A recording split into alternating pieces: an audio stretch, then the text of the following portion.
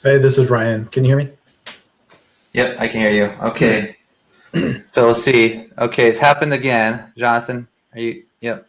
So I'm going to have Ryan reach out to you. Let's see if he can. He'll probably call you on his cell phone. You put it in Messenger, and then he'll try to troubleshoot that with you while we're on. But don't hang up. So we'll just kind of quickly summarize this one. So this session is optimizing your local church for spiritual growth. And we have Jonathan Johnson, President and Executive Director for More Good Foundation. John Prince, author of Everyday Missionary, every member a friend. And then Ryan Beasley, National Sales Manager for RTS Financial Services. And we talked about a little bit about how if you want to be able to create a friendshiping spirit in your stake, it starts with your ward council and it moves below that. And it starts with the leader. And that leader becomes the critical starting point for this. And another question I have for you is, and then John, you were going into this, is how would you deal with a member who may say, inviting people I don't even know, that's kind of risky. I just don't feel like doing. I feel like it's too risky, so I'm not going to do it. So how do you feel them feel comfortable with talking and inviting people that they don't know to come to church? And how do you deal with that apprehension? Who would like to take that one? Let's see. John, you were talking last time. Why don't you start there, and then we'll go to Ryan. Yeah, I can finish the thought real quickly. I think when we our sense of personal judgment is that it would be taking a big risk to invite someone. It's in a way our inner voice is telling us they may not be ready. And I don't encourage people generally to extend an invitation that they're doubtful the person will accept. And I think if we spend time to build a relationship long before that invitation is extended, there will come a moment when it will be very appropriate and convenient to extend the invitation. Let me give you an example. If my wife walked across the street and invited someone to come to church who she doesn't know, it would feel foreign to the person. They might be kind and appreciate the invitation, and 1 in 100 they might come.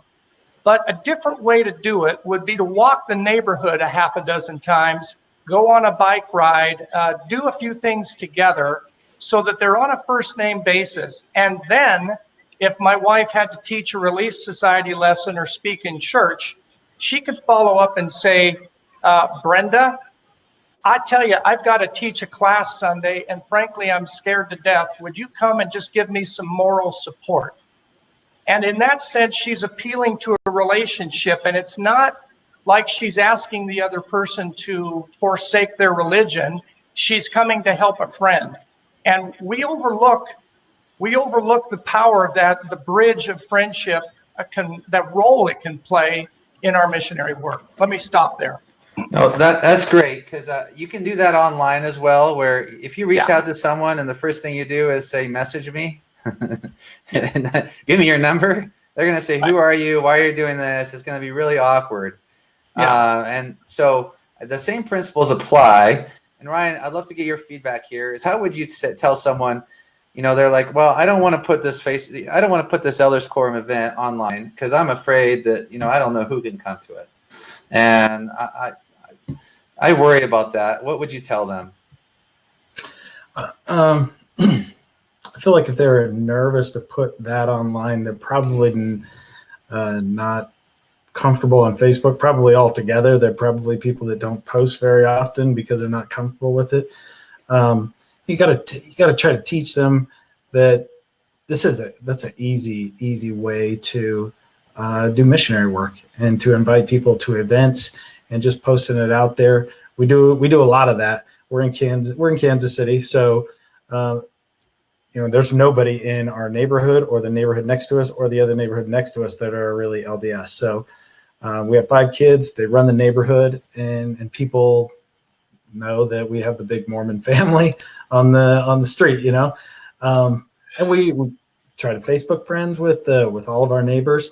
And then when the ward trunk or treat's happening, it's easy to send that out and say, hey, we're having a trunk or treat. If any of our friends that are in the area want to come, come on up. And we'll send that out, and we'll see people send that kind of stuff out. And we usually have a big blowout when it comes to the trunk or treat thing. So your feedback is, let me teach you a little bit about Facebook. Is that kind of the thought process there? How would you? Yeah, if somebody's uncomfortable sharing something like, if there's an Elders Quorum activity on Facebook, they're probably just not real familiar with Facebook altogether.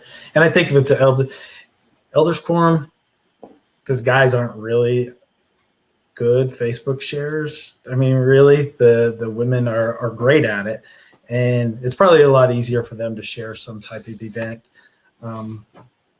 than the guys when it comes to that. But yeah, if they're skeptical or hesitant to share something like that, you got to kind of talk them through and educate them on, Facebook. It's okay, and it's not the end of the world if you share some of that stuff out there.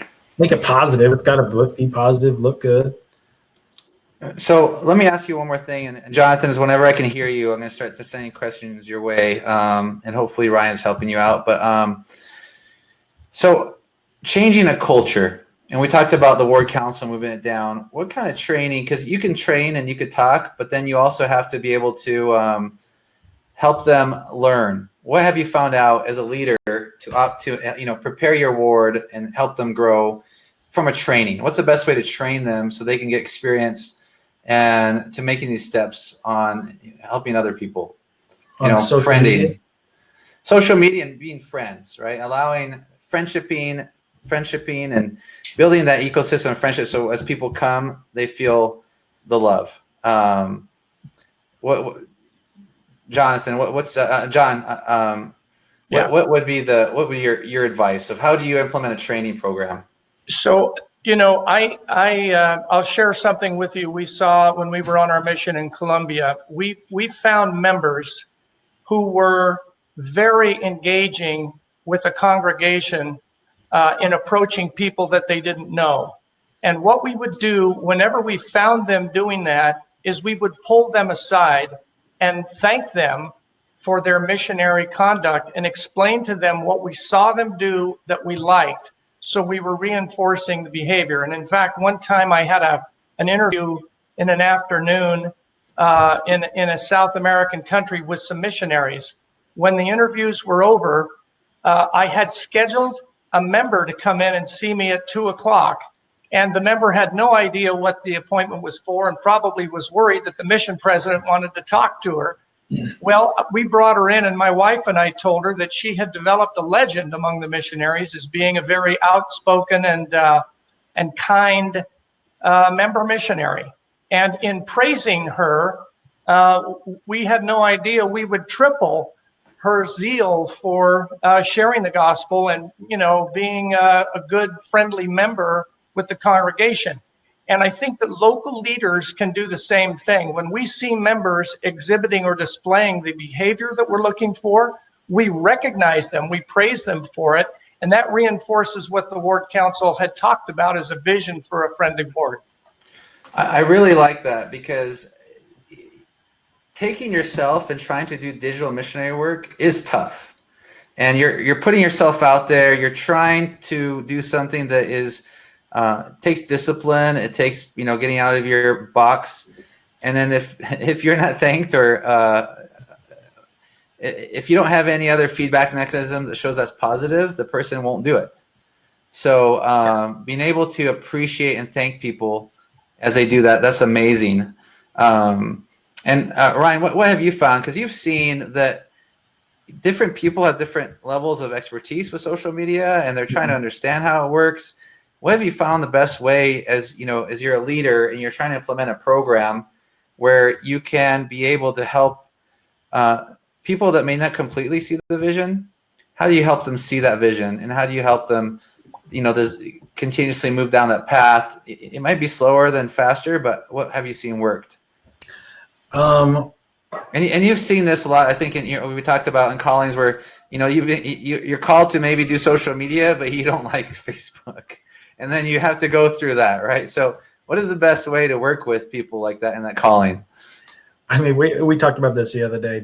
Sometimes, maybe this is the wrong word, and sometimes the people don't have a testimony of social media. It's a bad. Facebook's a bad thing. Instagram's a bad thing, and it's got a bad persona to it. But there's so much good if we do it right, and that's what our church leaders have told us. There's bad things out there, but there's a lot of good that can be done with it. And in the past, I've been asked to do some social media stuff, and the people who were helping me didn't have a belief in social media that it could make a difference, and we just had to show them. I just had to do it. You just have to go out there and do some stuff, reshare some things, put some things together and share it. And then you have to show them kind of the fruits of what you've done. You were able to connect with another church, or you were able to connect with some people who needed help. And then you can see their eyes kind of open that, oh, this isn't a bad thing. And we made some good connections, and it helped some people. So you got to kind of, do some missionary work that way to help people understand that it's okay, and you got to train them on it, and they may not accept it and say, okay, let's do this. I'm gonna jump in and do it. They're probably gonna say, okay, I know you can do it. You know what you're doing. You can do it, but you just gotta have to show them that it's okay, and you can. And there's some good things that can come from it. I love that response, because in this pioneering effort of digital missionary work, we wish we could run faster, but in some wars and stakes where maybe people are not technology savvy, you need to serve you need to serve by teaching others and helping them first. Mm-hmm. And that prepares the way for many years to come of where mission work does help. And that's great. Jonathan, can you hear us now? I can. Hopefully. Awesome. Yes. Sorry for the technical difficulties. No, you're great. I would love to hear your thoughts. So More Good has been able to, take the gospel to all the world. You've set up yourself to be able to help many people. And what advice would you have as stake presidents are considering go online and, setting up the organization and setting up the cultures to be able to help people digitally? What advice would you have for them? Because you've been involved in that, and you know what it takes, and it takes you have a big organization there that is doing amazing good. So what advice would you have for them as they're trying to do it locally in their areas? I think the natural challenge with missionary work, whether we're talking about a digital effort or a local lay effort, is often one and the same.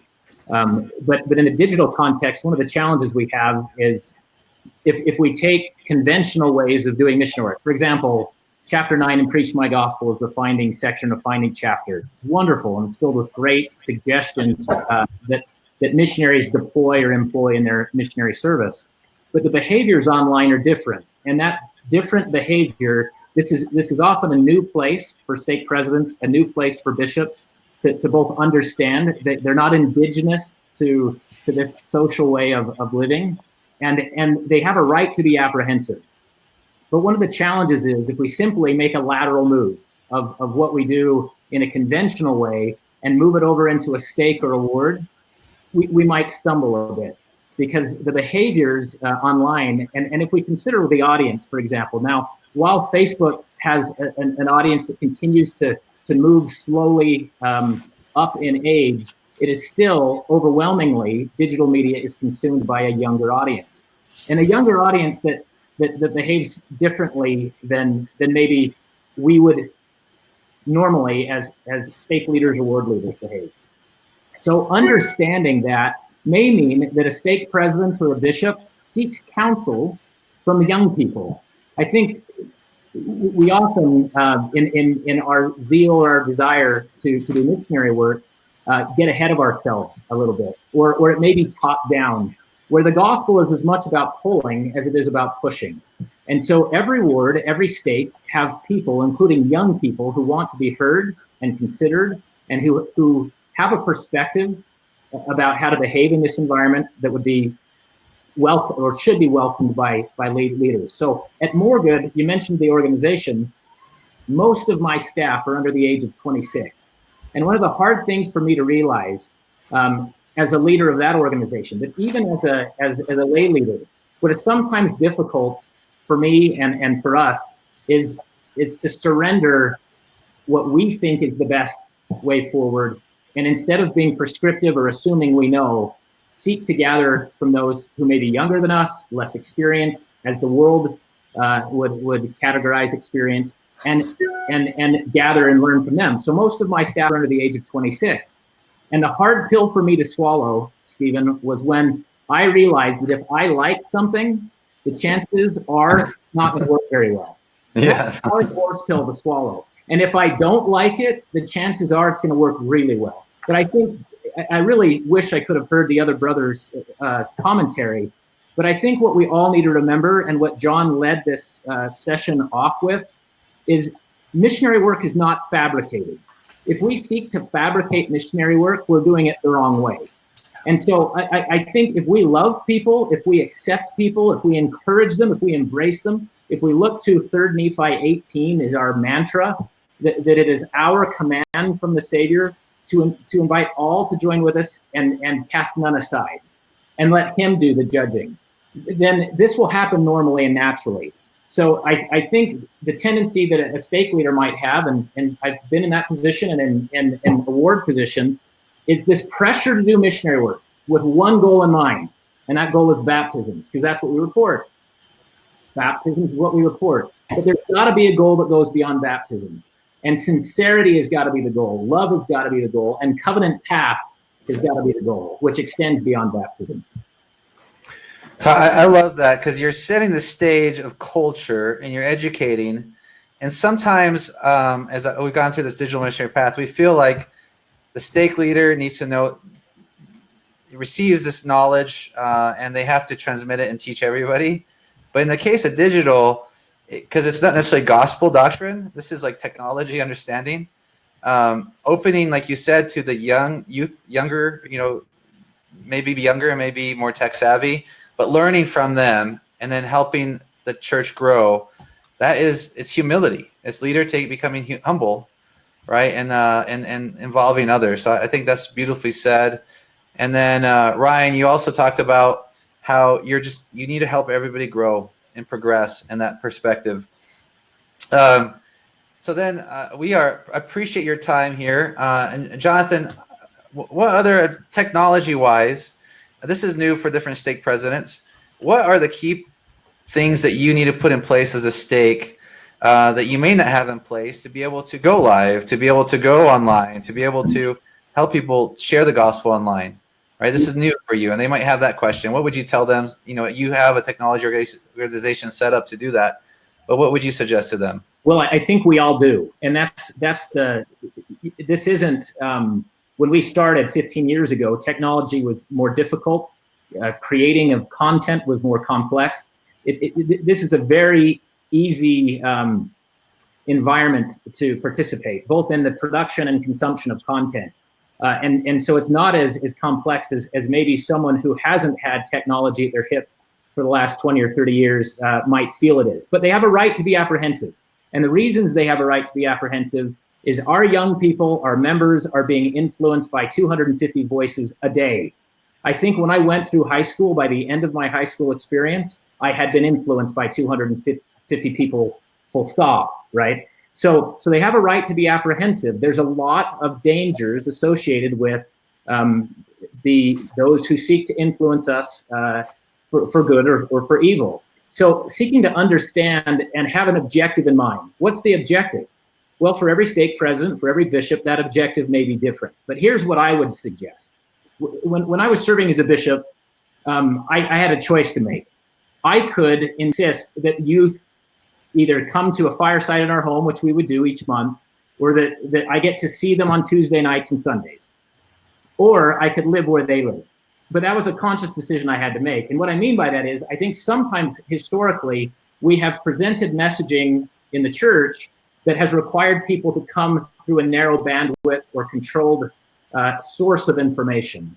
And this younger audience and not just younger audience, but people in general like convenience, and they like things that they can accept. And the hard pill for me early, or the decision I had to make that was maybe a bit challenging, was I didn't have a Snapchat account beforehand, but I could live where they live, realizing that they're getting bombarded by all kinds of messaging, of which much may not be the sort of messaging we would like them to encounter, and give them something good each day, or as often as I could, or I could avoid it and insist that they live where I live.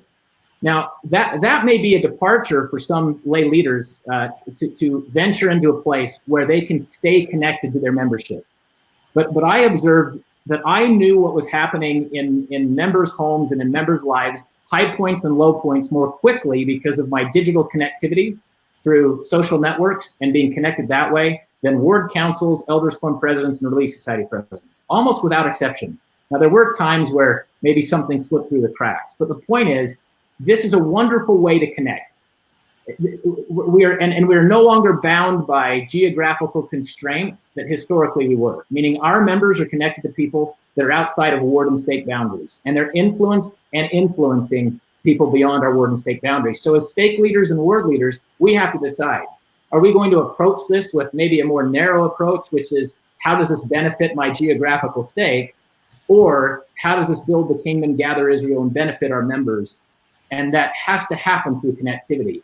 But the guidelines that are in place, and they're important that they are, as it relates to official and ward and stake accounts, are to protect the stakes, protect the wards, protect the members. But that does not preclude stakes and wards from being connected, having events, and having their own local unofficial accounts or their personal accounts even more effectively to associate with their stake.